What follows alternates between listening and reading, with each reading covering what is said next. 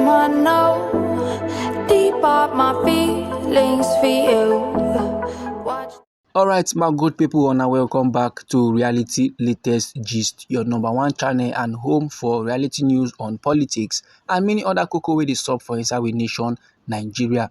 And like this now, my good people, we don't come with breaking news, we don't come with updates we I want share give the general public. And the cocoa be say, we all know say now our President Bola Ahmed Tinubu now introduce the renewed hope slogan. But with the way things they go for inside Edo State, e come back as if na Edo State Governor Monday Okpebholo na be the original owner of that renewed hope slogan. The way this man dey change things, the way this man dey restore power to Edo State people after wetin many they describe as an 8-year misadventure of the last administration. Monday Okpebholo now he emerged victorious from an election where they test democracy's true essence for inside Edo State. And no be lie, my good people. This very particular matter still dey tribunal their table as opposition parties dem, mostly the People's Democratic Party and their Edo State governorship candidate wey be Aswen Ighodalo, dey oppose INEC their declaration of Senator Monday Okpebholo as governor of Edo State. But the people of Edo State are happy. They dey yarn say God don last answer their prayer. Now we come back see if they don't get the answer to the question wey they don dey ask since, and that question na if true governance dey, if true somebody dey go just come like this come dey do things and things for the interest, for the good interest of Edo State people. Now Monday Okpebholo wey be the Edo State governor, he just dey answer all of them their prayers dey go, he just dey grant their heart desires like say na him be Jesus Christ. And the petka of Monday Okpebholo dey very much simple but effective. In call on Edo State people, he say come let us build a government in our own image and for our interest. Edo people then listen to the call and then choose Monday Okpebholo, then trust in him. As I'm talking to you right now, my good people, it don't reach 100 days where this man sit down for office as governor. And Edo State people now, they count the gains. They count all the things we don't do for them. They count good. They smile for inside Edo State.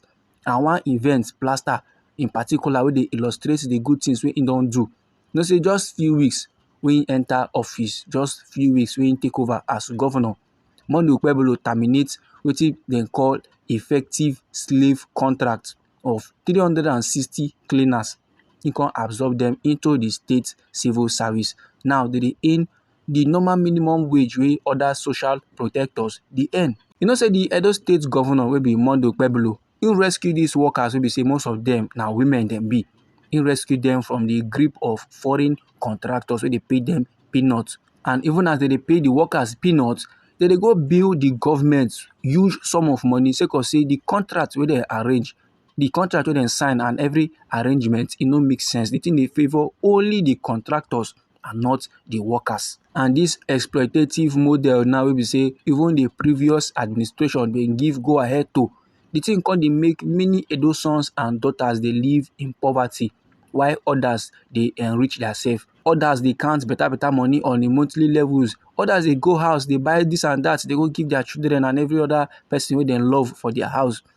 But them now, them no they see any good thing to write home about. But over the past 100 days where they elect Monday Okpebholo as governor of Edo State, he don dey undo such abnormalities them.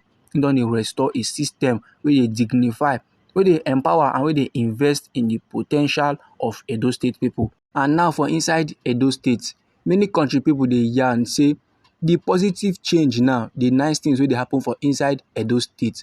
Even for bad weather, you go feel am say good thing they happen.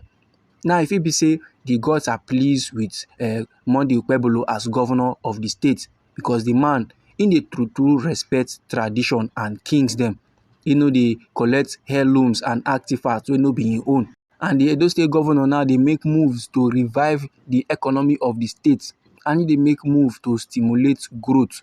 They make move on infrastructure, and he don resume action on abandoned road projects wey dey crucial to economic activities and access to trade centers. This man now just dey waka about to make sure say everything nice for Edo State. He come make the opposition now come dey call am governor wey sabi waka. But the truth of the matter be say road alone no dey bring prosperity. Na safety na dey to bring prosperity. But the Edo State governor now Monday Okpebholo, He now too dey look for security matter, im dey look onto security issues, and im don already dey take center stage. Im don already dey do the needful to make sure say Edo State pipu they are secure. Now im dey find ways and means to tackle court-related violence and highway robberies. Im dey find ways and means to make sure say security matter no go be issue. And as I'm talking to you right now, my good people, over 70 new Hilux patrol vehicles have been deployed to security agencies. The governor now dey dramatically dey improve their capacity to respond to crime, and he now dey encourage intelligence sharing amongst security forces. He want make local vigilantes dey work with police officers dem, so that together they go fit counter any mago-mago activity wey wan sup or wey go last sup for inside Edo State. So in other words, the past 100 days now don mark the beginning of a government wey dey lis ten, a government wey dey act, and a government wey dey deliver. And Senator Okpebholo, governor of Edo State, dey prove say governance no be private business venture or a playground for consultants dem, but it's about real people and real progress. And normally me know say the opposition party go kick against all this level wey I just dey drop dey give the general public. But as I been talk before, I go talk am again. Make you know who you dey support. Now me know say as I yarn all these levels finish, many country people dey out there wey go talk otherwise, wey go counter everything wey I don talk. But abeg, I go like make you know who you dey support. Last make e be say na democracy na you dey support and no be any individual, because last na democracy na be for the people, of the people, and by the people. You understand? No be say person come enter power now come dey do things and things wey go benefit only himself or only im party. Make him do things wey go benefit the general public. Na those kind ones dem na men want to dey see. Na those kind people na men want to get as a governor. So if a last come jam person wey be say im dey do things wey go benefit the entire state, e go good make you support am and make you no dey backbite or dey yarn another level. You understand? This my good people na the information wey I wan share give the general public. Anyhow the thing be you for body, feel free make you drop am inside our comment section. Na we be reality latest gist. Na we dey like give una reality news on politics and many other koko wey dey sup for we nation Nigeria. So if you like this update and you go like to dey receive more, try make you subscribe to our channel and try make you put on the notification bell, so that as we dey bring more reality latest dey come, na you go first get the update and you go receive am sharp. And try make you dey share the news to your family and friends, so that them too they go know wetin dey sup for inside this our white green country wey be Nigeria. We dey come your screen again with another reality latest for you, my good people. Try make you no go anywhere.